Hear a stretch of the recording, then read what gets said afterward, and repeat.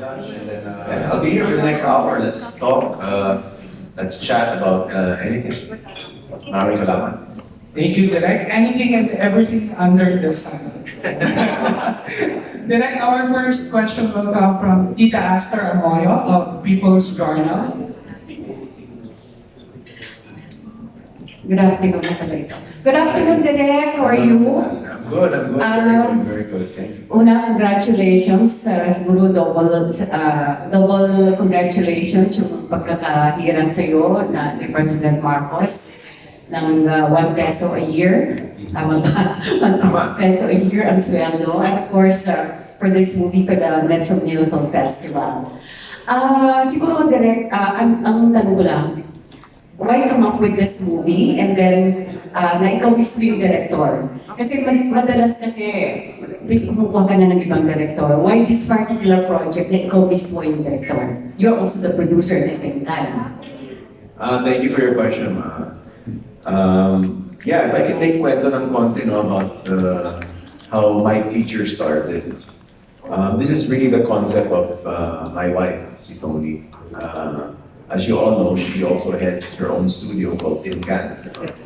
So parang, during the pandemic, di ba, nasa bahay lang tayo, so we were just being creative lang. And then she also told me na parang she hasn't really seen a film that portrayed our teachers. So she wanted to also make this an advocacy to our teachers, who are very underrated. Sila talagang, if ever one of our heroes growing up, they're the ones who give us our education. They're the ones who sacrifice so much to teach us. So she said, maybe we can shed some light and write a story about the teachers. And she wanted to play a teacher. I know some of her inspirations was yung movie The Intern, Blindside, yun ang mga parang pegs niya dito. So we talked about it and I told her, look, Tin, if you want and you feel passionate about this idea, why don't you start writing it? Actually, siya lang buo ng concept. Siya nagsulat ng story. As you all know, Toni loves to write. So she wrote this, and then eventually we got a team involved, and we started writing it script, and of course the next question was, after we finalized the concept, we wanted to do something a little bit also unique. So we also started studying, and marami dyan, kung i-google nyo, maraming mga senior na pabalik sa high school. I believe din sa show na Toni Talks, at Toni nag-feature siya ng mga hindi pa natapos ang high school, because it's never too late naman, it's never too late, diba? So she wanted to say, parang, whatever you start, also make sure you finish. So parang we were reading all these inspirational stories about these senior citizens going back to high school. And that's where I kind of came in. I said, that's actually very nice, because when you have, in this case, the character of Joy De Leon, going back to high school, you have parang the old school meets the new school. So yan ang mga unique kwento dito sa my teacher. An example would be, diba, yung mga old school, diba, mahilig sila magsulat, diba, mahilig sila magbasa, or they like to sing, diba? Yung mga new school na yan, puro text, message, email, TikTok, diba? So may konting yan. When you see the movie, you will also sana introduce to a new generation that the old school ways of doing things. So yeah, so we started writing it, and then of course, Toni's dream was to work with, of course, the icon Joy De Leon, and of course that was our next challenge, because. So of course we had to approach him, and of course it's been a while since we've talked to him, but what I can say about Joy De Leon is once we pitched to him the project, sabi niya, anything for you, Toni. Ang lakas ka sa akin. Sabi niya, exact words ni Joy De Leon. And of course, to hear that from a very respectable icon in our industry, we were very honored. So after a couple of months, we found the right timing. And Joey said yes. So of course excited si Toni, And of course na yung director, diba? Sino magdidirect ng movie? Initially naman, honestly, I wasn't the original director of the film. Because I was actually directing a movie which I shot last August called The Fisher. So parang I felt na kung magpa-back to back ako, baka hindi ko kaya. But when the initial directors that we were talking to, parang it didn't work out because of schedule and stuff. And then I looked at myself, and who would want to work with Joey De Leon? Parang, yung icon niya, parang in my filmography as a young filmmaker, I can say that I worked with a Joey De Leon, who also we all know doesn't do too many movies now. I think his last movie was, sabi niya, decade ago. And of course, I get to work with my wife. No? It's been a while since I worked with my wife. My first film was with my wife in 2005 in my journey home. So I said, this might be a once-in-a-lifetime opportunity. And I haven't also directed in a while, say pandemic. So I said, sige, let me take the challenge to direct my teacher. That's kind of how it all started. And everything came together. And we talked to Ronnie, to Loisa, who agreed to come on board. Parang planchado lahat, smooth lahat ng process. And then we got into MMFF. So parang we felt na this project is a big blessing because we always feel na kung align lahat, parang walang problema. Schedule, actors, we shot the film even during the pandemic, walang major COVID cases. Our biggest concern, I know, with him was, of course, si Joey is 75 years old. Oh, he's already the Joey. Pero we were also, of course, very cautious about his health niya. So we promised the Leon family that we will take care of Tito Joey. And yeah, blessing talaga that we finished everything. No, parang smooth lahat. And we're so excited to show it to you on Christmas Day. Parang it's, of course, our gift to everyone. Yun, medyo mahabang kwento, pero sana I answered your questions. I will love that actually, Direk. Nakita ko kasi sa backdrop. So is this a co-prod between 1017 at saka Tinkan? Oh, parang it's like a marriage. Oh yes, right. A literal marriage kasi, of course, yung brand ko naman 1017. And then of course, si Tinkan. So parang we're collaborating. It's the first time 1017 and Tinkan are coming together to make a film. Lastly, Direk, is this your first time to direct your wife? So, anong discoveries? Kasi, di ba magkaiba yun eh, di ba? Iba yung mag-asawa, iba yung dinidirect mo yung asawa mo. So, 100%. That's actually my second time. I directed for a film called A Journey Home. Pero we weren't married yet. So, first time as a married couple. Yeah, we can say that. So, yung companies namin married, kami married. So that's why very special ang my teacher sa amin. But working with Toni, she's the ultimate professional. So when we get to the set, she treats me director. Of course, may konting ganun. Pero of course, the set was very light naman. Light ng set ito. Joey pa was there, Ronnie, Loisa. So, but professional si Toni, I just told her, just be prepared. Ganun naman eh. Sometimes pa, we'll ride together to the set, kasi technically same call time tayo, So, and yeah, I mean, it was actually a wonderful experience because of course, people always say, pag husband and wife working together, there might be a chance pa mag-away. In this case, it was the opposite. It was a smooth working relationship. And when we go home, we will actually talk about the scenes. And sometimes we don't want to rewrite, I felt that we can do this more. Then we'll call Tito Joey. So parang it felt like a family. Parang si Tito Joey was like our father figure on the set. Diba? And of course, we were learning from him. I think the most exciting kwentos about shooting this film was yung lunch break, dinner break. Kasi maraming kwento si Tito Joey, diba? The old industry, past. So we got to learn a lot. I learned so much from Joey De Leon. So yeah, may isang hirit lang ako. No problem. Direk, kasi nga, pareho yung celebrities, pareho yung working parents, how do you divide your time? Especially with your son. We have to make time talaga. It's an effort to make time. And Toni and I know 100% our priority is family. That's of course Seti. He's 6 years old now. So medyo active na, aware na siya what's going on. Like, Mommy, why do people know your name? Why do people want to take pictures with you? So we're slowly telling him that your mom's an actress, she's a celebrity, she's a host, your dad's a director. So medyo very, very curious na yun si Semi. So we make time. Toni and I make time. So if there are days na busy siya, I'll try to make time na ako. I still make time to drop him off in school or pick him up from school, same with Toni. So teamwork talaga. And Toni and I look at each other and say, we cannot let our professional life distract us from what means the world to us, and that's our son, and of course our immediate family as well. So yeah, make time talaga. We have to make time. Thank you, Direk. Thank you. Thank you.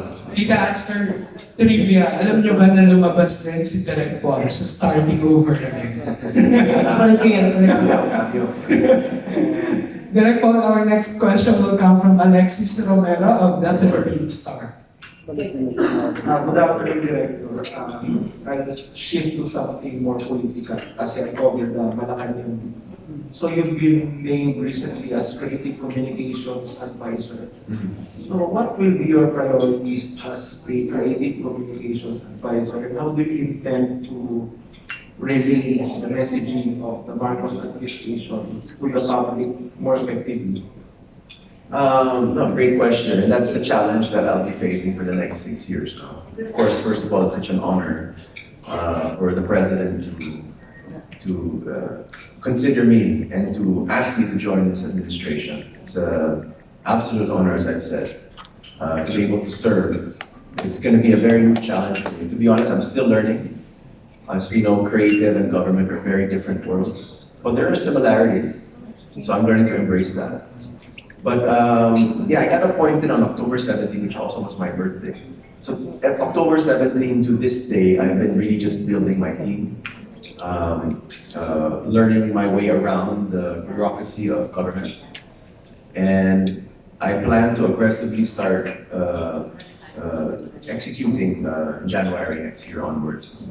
I asked for some time to set up and to study so that I could, creatively communicate what's in the heart of the president. And he has told me many times it's really the creative industries, because that's where I'm from. I think he said it in a press con. How can we push this even more? It's already great, but how can you make it greater? And what maybe a lot of you don't know is that the president is, the industry, culture, arts is very close to him. A lot of our conversations are a lot about film, theater, music. That's what we talk about the most. And he really believes that the Filipino are the best people in the world and also the most talented in the world. But how can we show that? That's going to be my challenge. And we do have some programs and some ideas in mind. And we hope by around early next year, you'll see some of our executions already.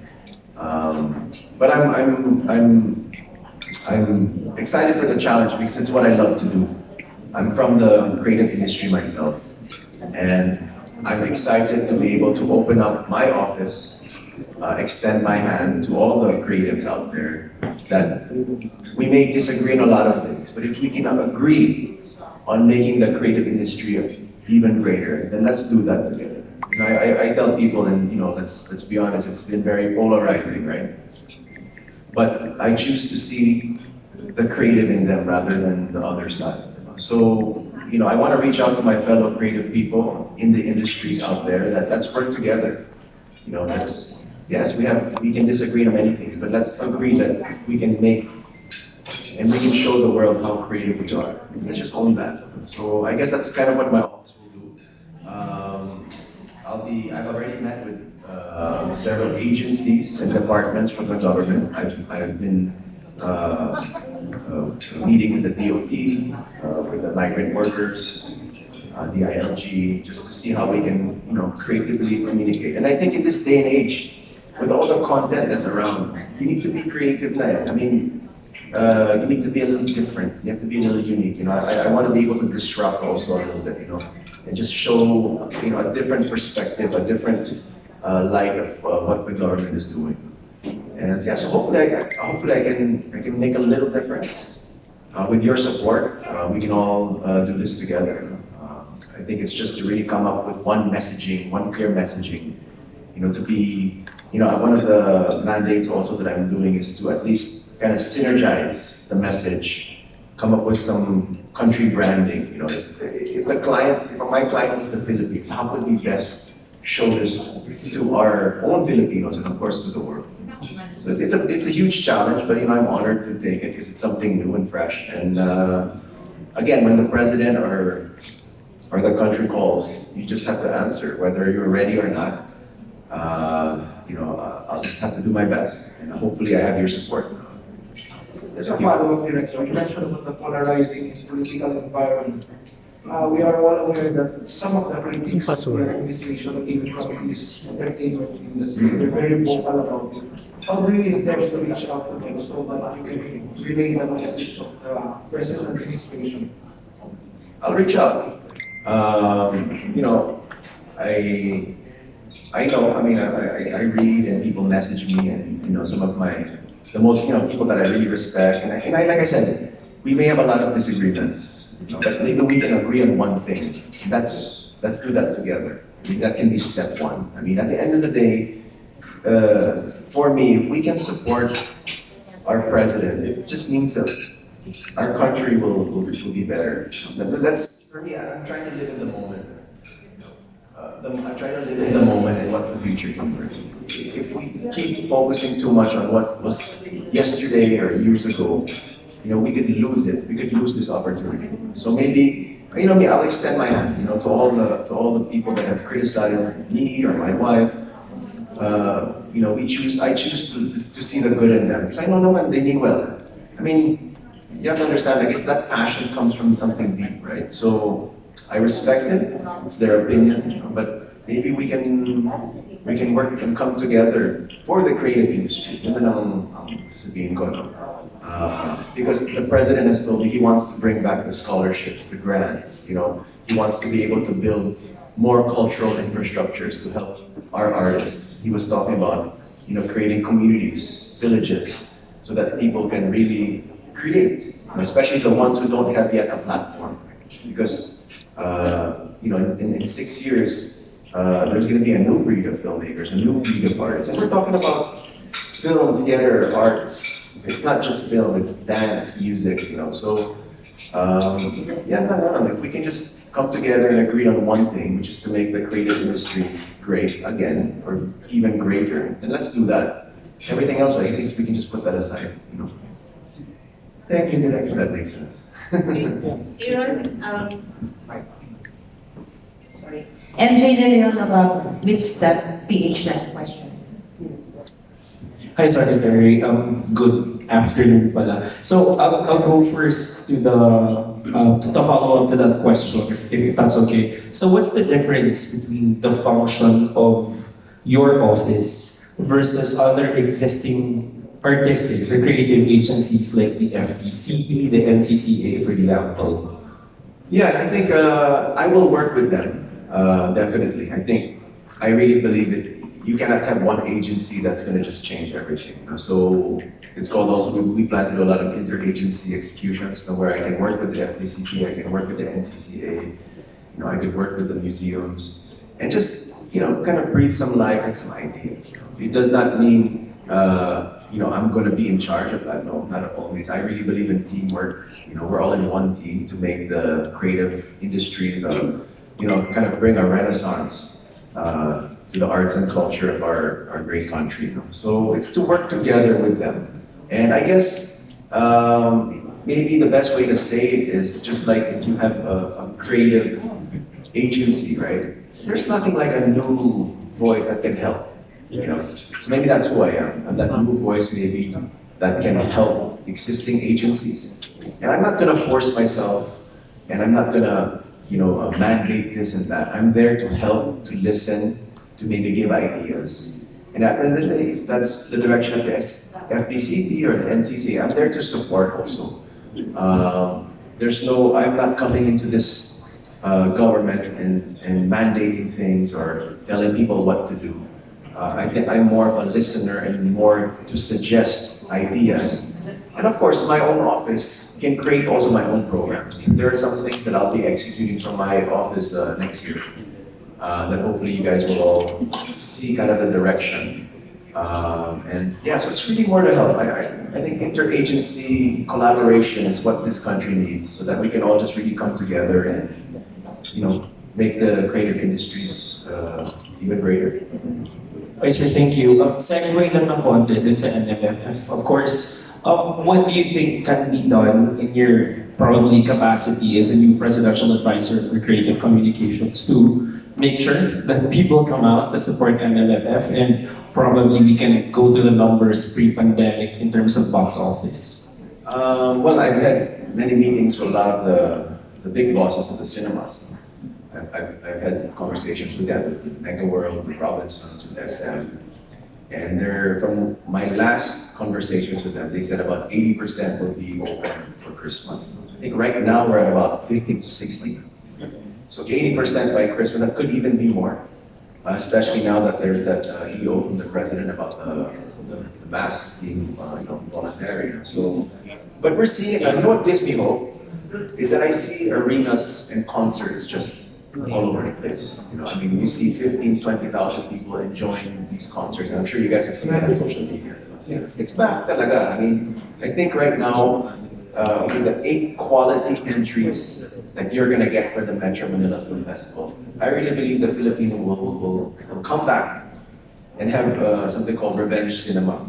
I guess they're just waiting for MMFF, because besides 8 quality films, this is actually a tradition. This is a family tradition. I mean, we all know this. I mean, it's why it is an honor to be part of this Metro Manila Film Festival. And thankfully, I've been able to experience it 2017 with Siargao, and then we did Marry Me, then we did Sunod, and then we had the pandemic, and now it's back. So I really feel just like I see the airports full, I see our resorts and our travel destinations full, I see our malls full, I see the arena concerts full. I really believe December 20th, we're gonna see lines and lines of people coming back to the cinema. And I think it's gonna just signify the start of the new cinema, right, moving forward. And I think that's gonna be great news to all the producers, great news to all, of course, the movie-going audience, and hopefully arts in general. I really believe it's back. If you ask me, I've been going to the cinema, and there are people. So I think maybe the Filipinos, I feel they're just saving their money for MMFF. Thanks. One last question for me, going directly to the movie naman this time. Is it easier to collaborate with, your actor being your wife, or is it making creative collaborations easier? Creative collaborations are never easy. I think if a creative collaboration is easy, I think there's something wrong. I think the best ideas, the best concepts are come when you have debate, when you have spark, right? So yeah, me and my wife, we had a lot of debates. We would disagree on things, so I would give her take, I'll get my take, even with Joey De Leon. He goes, Direk, can I try this joke? And then parang, it works pala, but sometimes it doesn't work. But then that's how I am as a creative collaborator. I don't mandate, okay, just this way. I'm open, as long as we're within the budget and within the time. So with my wife, we had a lot of disagreements. But I think what you see in my teacher is the result of that. Because of our disagreements, we're able to make the best movie that we can. Of course, Joey was a major collaborator also on this project. So, yeah, you need to have a little bit of tension when you have creative debates. And I love it actually, because I'm not always right. And sometimes you just also need to listen, kind of humble yourself and say, okay, tama ka, Toni, you're right. And of course, as we all know, the wife is always right. Thank you, MJ. Our next question will come from Mr. Mario Dumawan. Hey, Mario. Hi, Direk Paul. I'm really glad the way you're embracing your role. Thank you, I think there was a time that you were kind of reluctant to be at the helm of any agency. So how did you resolve that? First and foremost, I'm sure it's not a secret, but I genuinely love and respect the First Family. I have known the First Lady 20 plus years. She's family to me. And of course, that extends to our President, who's also family. That's not been a secret. I mean, you guys have known I've been doing this. I've been a part, actually, when I was a young filmmaker, I was with my dad, tagging along doing a lot of videos for the president. He was a vice governor in Ilocos Norte. So he saw me grow up too, And when I matured and when I was right, it was just, again, overwhelming for him to trust me with the biggest campaign of his career, which was the presidency, to handle his media and communications, his campaign ads. It was a great responsibility. And I was never, I was also supported by a great team. So there is a genuine love for the First Family, and the loyalty and trust is something that will never be compromised. I told them that, and I'm here to do my best to serve you both in whatever capacity. And then they felt, well, your best capacity is as a storyteller, as a communicator. And that's why I'm here today. I finally kind of made that decision, because you were right. We're just wondering about the budget, no? I think you have a 1 peso honorary number. That's right, that's right. How can you explain that? You know, I mean, again, family, you know, it's never been about money when I was helping them. And that extends to even before, when we were doing this work as a governor, senator, this vice presidential campaign. It never was about the money. You know, I'm blessed and humbled to say that I'm comfortable with my private companies, you know, with my movies. And, you know, of course, with Toni, she has, you know, she also has her income. So we're good. I don't need to take a salary from the government. And so what I just said to them is, you know, maybe you can just use that for charity or for foundation. But I'll just take a peso and I'll just, you know, enjoy. I mean, the experience is priceless, Mario, to be honest with you. I was with the president in APEC. Yes. And, you know, I was observing. I was there to observe and to listen. And, you know, in one room, you get to meet pretty much all the world leaders. I mean, what an experience for a filmmaker like me. I really believe after 6 years of doing this, if I'm fortunate and enough to last the 6 years and to be there for 6 years, because we never know. What an experience! I mean, and I think that's really what it's all about. And being able to serve the country, you know, I mean, I think it's the right time also. You know, I'm 41. I've been able to do a lot. You know, a lot of my dreams in the 20s and the 30s have changed. So it's not anymore about, you know, this and that. So, but it's a priceless experience, and if it's 1 peso, I believe the experience is paying more. But you have a lot to offer, Paul, no? So, Thank you, Mario. paano yung budget for mga programs mo? Well, Where do you yeah, get it? interagency, right? So I get to work with the other agencies. Obviously, the other agencies have budgets, so it will really be up to them. You know, like I said, I'm working. An example, I'm working with Secretary Frasco. Yeah, for DOT. For DOT. So she's been consulting with me also. I'm listening to her. I think also, you know, what's really awesome about having this position is I get access to data, right? As we all know that data, you know, when you see the data, it's easy for me to create because you know where this is going, that's going. So Sec Frasco has shared with me a lot of data, and you know, under her leadership and under the DOT, we're going to hopefully create some really nice, unique tourism executions next year. And of course, that's going to come from the DOT budget, so that's up to them now. But you know, like I said, I'm here to advise the president. I'm here to listen and maybe to give some ideas also to the other departments. But when it comes to the budgets, I need the help to each agency. Actually, ang dami mong pwede gawin, ano? And I remind you, ang lalaking budget ng NCCA. Yes, with the Chairman Rene. Yeah. I actually saw Chairman Yeah, wala. Rene. Yeah. I saw Chairman Rene Escalante at an event last week. And we talked about it, and he has a lot of great ideas. The president has also given him the ideas to bring back the scholarships and the grants. And I really believe that next year we'll be feeling that more. So even with myself, I'm actually talking to some agencies about you know, giving more grants and friendlier grants, you know, because that's what our young artists need. Hopefully you can move the inertia. Sa government. You know, kasi if I may say so. Yeah, no, it's not easy. I mean, but again, I'm up for the challenge, and you know, thank you, Mario. That means a lot to me, someone like you. So. Okay, last 2 questions. Merong calls dito for the Metro Manila Film Fest to open up, ano? I mean, not just be relegated to 8 films, 8 so-called 8 magic films, to open it up to more films in the regions and perhaps showcase international films as well.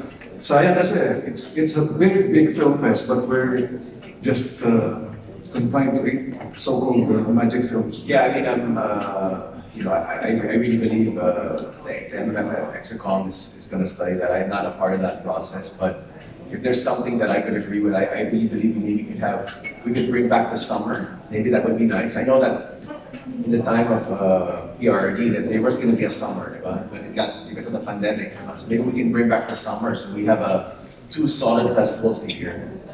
Opening up to international films, well, I would like to keep it Filipino because I think that's what we need to promote more. Our challenge really right now in the industry is the MCU, the Pixar's, the Star Wars. That's become great competition. But you know, if our neighbors like Korea can do it, there's no reason why we can't. So it's very positive. Okay, my last question. Anong natutunan ninyo kay Joey De Leon? Oh my God! Wow. Okay, well, time has gone full circle, di ba? Yeah, no, Tony started with Joey. Joy De Leon has taught me three things. He taught me how to live, love, and laugh. And you know, if I just can speak a little bit about Joy De Leon.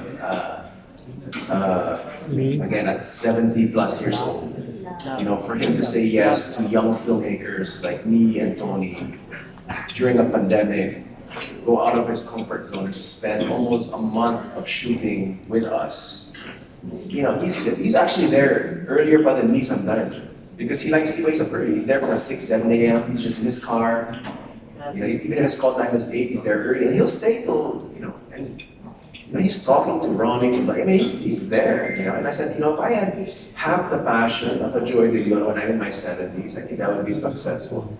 I mean, that is why he's an icon. That's why he's a living legend. I'm so humbled and grateful that he said yes to Toni and I to do this film. He doesn't have to do this film. I mean, he does not have to do this film, let's be honest. But he wanted to do it, and that's why it's given me kind of like a breath of fresh air. You know, Joy De Leon can do this. I should be able to keep up with it. And yeah.